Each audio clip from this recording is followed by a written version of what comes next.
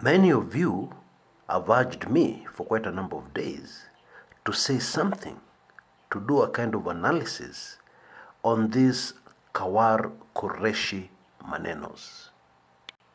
Khawar Qureshi is of course the Queen's counsel, who has been imported into the country as a special prosecutor, specifically to handle the case of Deputy Chief Justice Philomena Mwilu. But I have hesitated. Why? Because I felt I was not yet ready to do this topic justice. You see, this is a very complex issue, extremely complex. And by the time you get to the end of this video, you will understand precisely what I mean. However, the good news is that I feel today I am now ready, finally. Now, the burning question which is bothering a lot of Kenyans and which necessitated many of you to ask for an analysis, a breakdown, so that they understand this better, has to do with the standoff between DCJ Mwilu's defense team and the prosecution over Khawar Qureshi being the lead prosecutor. The defense team wanted Qureshi disqualified on a technicality. The prosecution were very categorical. They said without Qureshi, they would not be ready to proceed with the case. Now, no defense team in the world, no legal defense team in the world, will waste their time challenging something which has no significance, has no impact on how they end up doing in that particular case. In other words, it's extremely clear that by Khawar Qureshi being the lead prosecutor, or special prosecutor if you like, on this case, it would disadvantage the defense team. That should be clear. Which also means that Bwana Haji, Nuruddin Haji, the Director of Public Prosecution, by him bringing in Qureshi, it was supposed to be an advantage to the prosecution. Otherwise, why go into all the trouble and indeed expense to get a special prosecutor? So if we can simplify the question, the question is this: why is Khawar Qureshi an advantage for the prosecution? Why? Now, to get the answer, we will need to go very deep, so you'll need to be patient with me. And let's go back to the year 2003. Now, that was the year that the government implemented a radical surgery on the judiciary. This radical surgery, of course, was led by a man called Justice Aaron Ringera. If I can quickly remind you, what had happened is that for the first time since independence, a political party called KANU was out of power. An extremely rare thing in Africa had happened in Kenya. The opposition had taken over power from the ruling KANU party. The opposition presidential candidate was a man called Emilio Stanley Mwai Kibaki. Kibaki was very determined to clean up the judiciary. There is absolutely no doubt that this was right at the top of the agenda of Mwai Kibaki. Now, if you want to read the mind of a president and know exactly what is close to his heart, observe carefully, the first things that president does as soon as they get into office.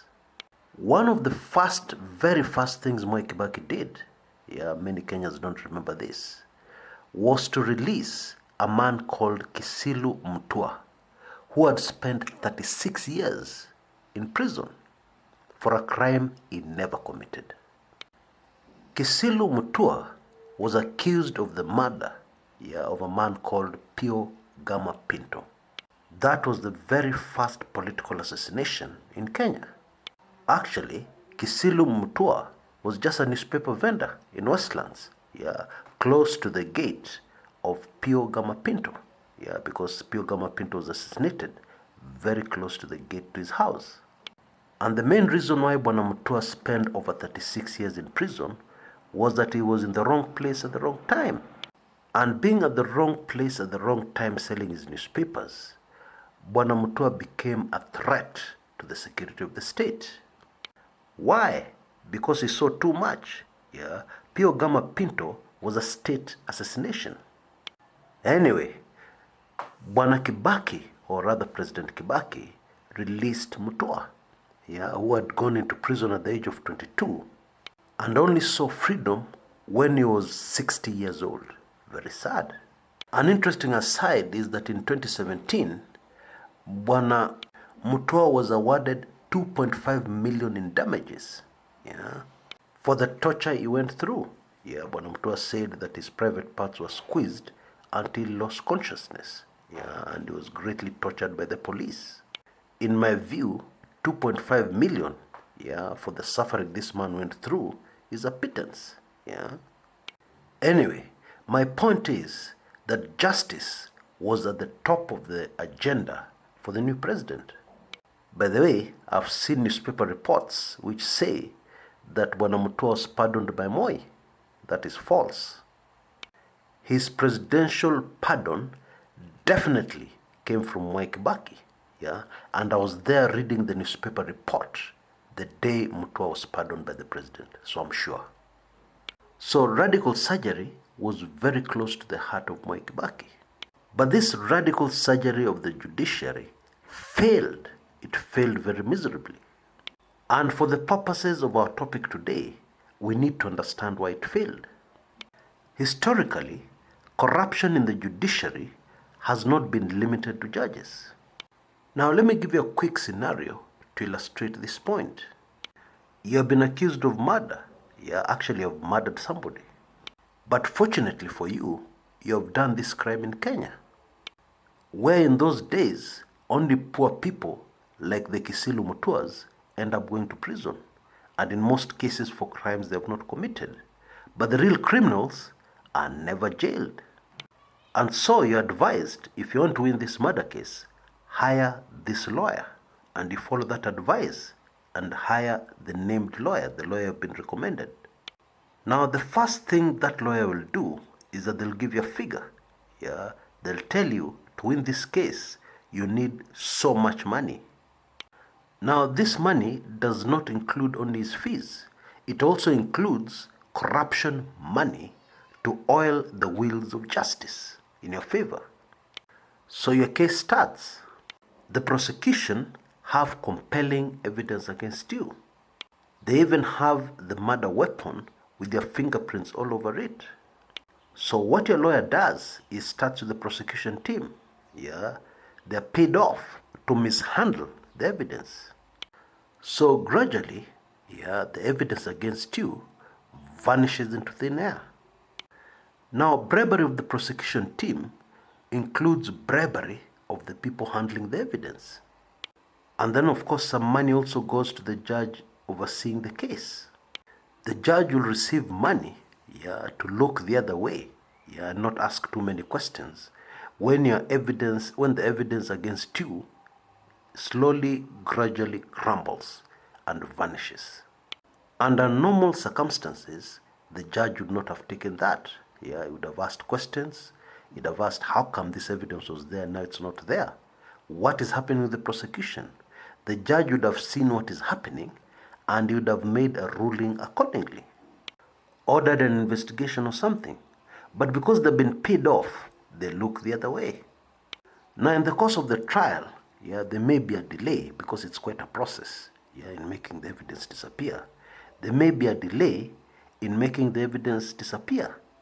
And therefore your lawyer may decide that he wants the case delayed, for a month or so, so that they sort themselves out. And so some clerks at the court will need to be paid to make your file momentarily vanish. Your file can't be found, so the case cannot proceed.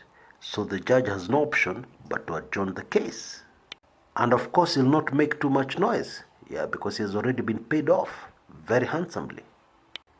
So clerks are also involved in this corruption. to frustrate justice. Now, the lawyer defending you cannot be seen anywhere near the judge's chambers. Yeah, he cannot be seen to discuss anything with the judge. And so there's a middleman somewhere. Yeah, in most cases, another lawyer. So your lawyer takes money to this other lawyer who is close to the judge presiding over your case. Yeah, and that other lawyer takes that money to the judge. But he also has his commission. Yeah, he can't do work for nothing. I think I can stop there. I think you get my point now. Yeah, the whole judicial system was rotten.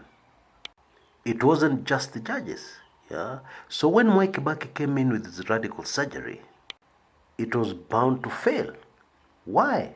Because you're using the same system, yeah, the very same rotten system, to try and clean up the judiciary. How can that work? Because it's very obvious it is in the best interest of everybody, every member of that rotten system, to defend the judge who has been accused of corruption. Now, the truth is, a lot of changes have taken place, a lot of positive changes. Yeah, our judiciary today is much less corrupt than it was then. However, the system is still the same. The judiciary is still a family where everybody knows everybody else. And so, prosecuting any judicial officer, even if they're clean, yeah, and let alone the Deputy Chief Justice, is an uphill task. Now, of course, one key way of interrupting the way this system works is to bring in a foreign prosecutor, somebody who doesn't know anybody else, yeah, within the judiciary, somebody whose sole aim will be to get a successful prosecution.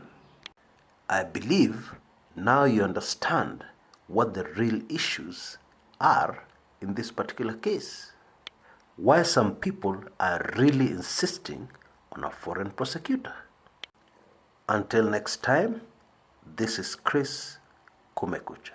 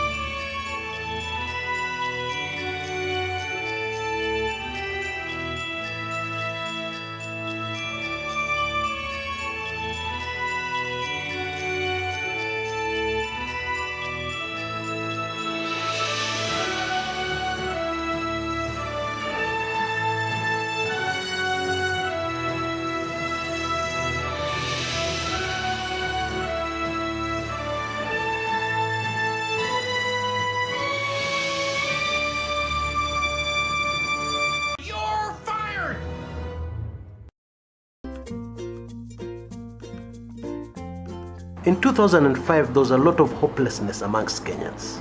The promises of a new Kenya, the promises of a new beginning that had been given in 2002 during the general elections that had removed KANU from power were dead in the water. Out of those ashes, the Kumekucha brand was born in May 2005 to vent and to fight for a better Kenya, because long-suffering Kenyans have always deserved better.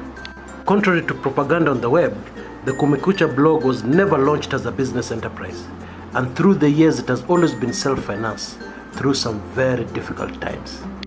12 years on and still counting, our basic premise lives on and remains the same. And that's why I'm really excited today to announce this golden new opportunity for you to reach a huge audience in Kenya and all over the world with the brief commercials for your business. They will of course interrupt our videos just like this message you're taking in. And like the Kumekucha videos, they'll be permanent. And what is more, we are so committed to ensuring that you get the results you desire that will allow you to place the spot for free. Yep, you will not pay for it. Yeah? You'll only pay for it when you're fully satisfied with the results. Of course, you'll request a small fee for the video production, but it's a pittance. Are we crazy? Oh no, we are not. We're just very sure that you're going to get a result. I mean, 10 million views is not a joke. Why are we doing this? Of course, it will go a long way in helping us cover our video production costs on this channel, but that's not the reason. That's not the main reason. You can call me naive, but I sincerely believe that the more prosperous businesses we have owned by Kenyans, the easier it will be to push through the changes we want. And by prosperous businesses, I don't mean businesses which make money out of corruption and stealing from public coffers.